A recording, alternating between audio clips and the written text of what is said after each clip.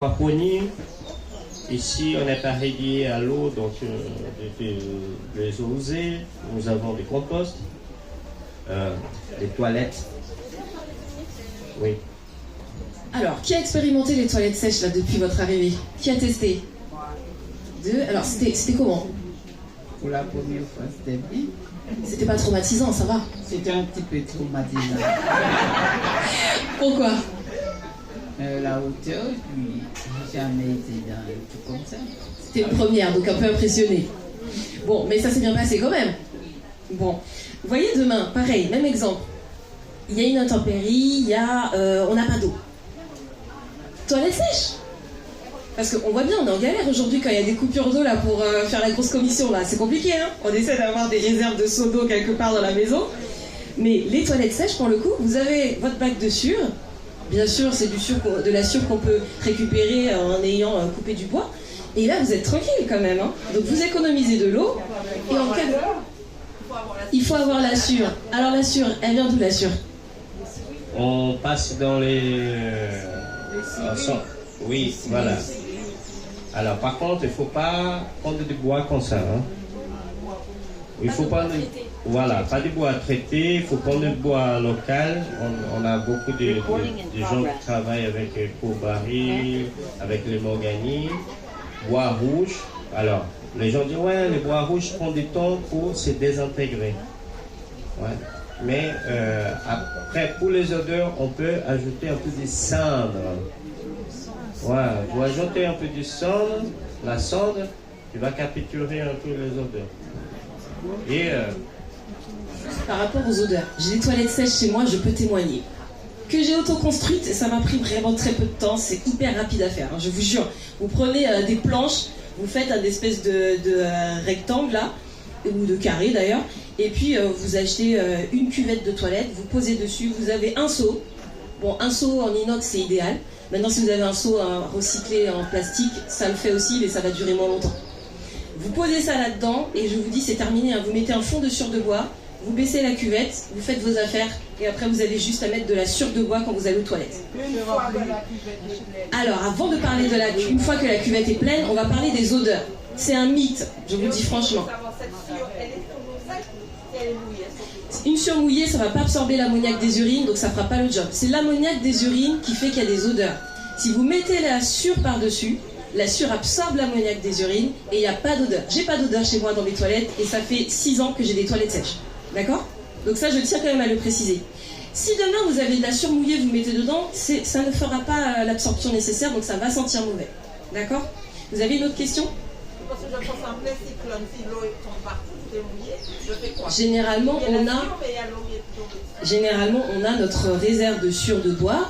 Vous avez votre petit bac dans la cabane derrière la maison, qui est un bac hermétique. C'est le mieux. Bon, après, des fois, si vous n'avez pas le temps d'aller dans une scierie, on vend de la sûre de bois. C'est pas l'idéal, mais moi, des fois, en dépannage, j'achète ma sûre de bois aussi. Et c'est comme des ballots, en fait. Donc, c'est dans du plastique très fin.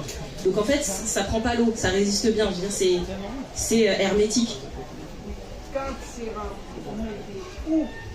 Quand c'est rempli.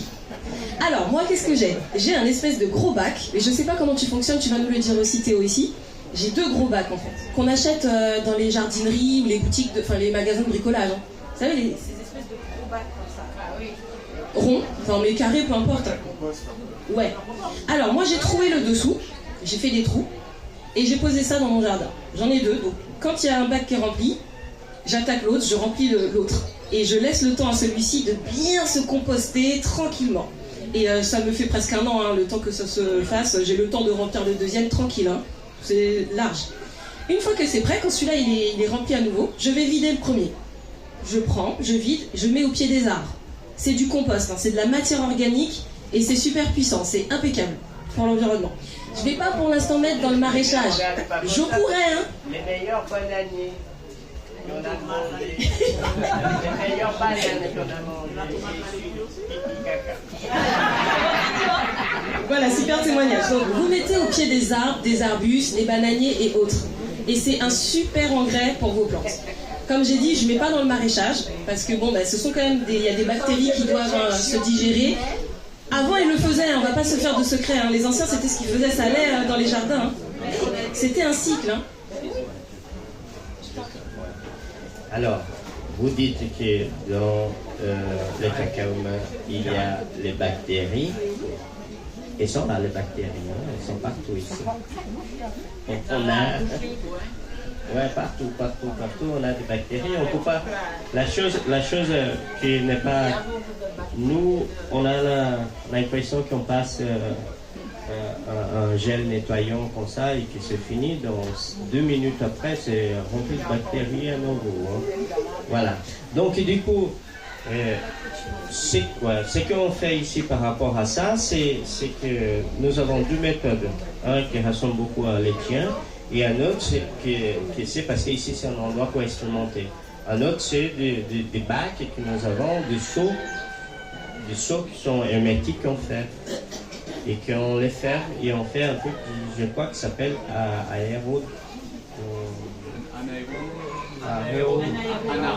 voilà. Sans oxygène. Il est fermé comme ça et il passe un an. Quand tu ouvres après un an, tout est défait. Il n'y a rien. C'est du compost digéré naturellement. Non, il n'y a pas d'hiver parce qu'il monte en température. Il va monter à presque 80 degrés. Donc, pardon? Oui, voilà. C'est un compost. Il fait sa hygiénisation, c'est naturel. Et d'ailleurs, dans l'agriculture, de plus en plus, on commence à utiliser l'urine comme biofertilisant. Ouais. Donc, ne soyez pas étonnés que vous achetez de la nourriture qui se fait comme ça. Aujourd'hui, l'Europe, elle autorise l'utilisation des blettes, des cacao pour l'hiver, pour faire de la farine. Voilà, le monde de l'échange, on n'est pas au courant. Par contre, je fais beaucoup plus confiance à la nourriture que je fais ici que celle que j'achète au supermarché. Voilà. Donc, merci beaucoup. Ah. Fais caca dans l'eau potable. Ah oui, c'est bien de le rappeler, hein, c'est bien. En termes de gaspillage, c'est vrai que c'est compliqué quand même. Vous pouvez reposer votre question pour que tout le monde entende? Non, je veux savoir comment on fait pour le carré pour mettre la couverture du WC dessus. Je vous dis vraiment, vous prenez des planches, des tasseaux, et voilà, des palettes que vous avez. Bon, après, il faut bricoler un tout petit peu. Mais on pourra pas voir ça en détail là tout de suite. Hein. On va clôturer pour passer à la prochaine conférence. Imaginez que vous prenez une chaise, vous découpez ici avec la taille du seau et vous placez un seau en bas. Regardez ce que ça donne.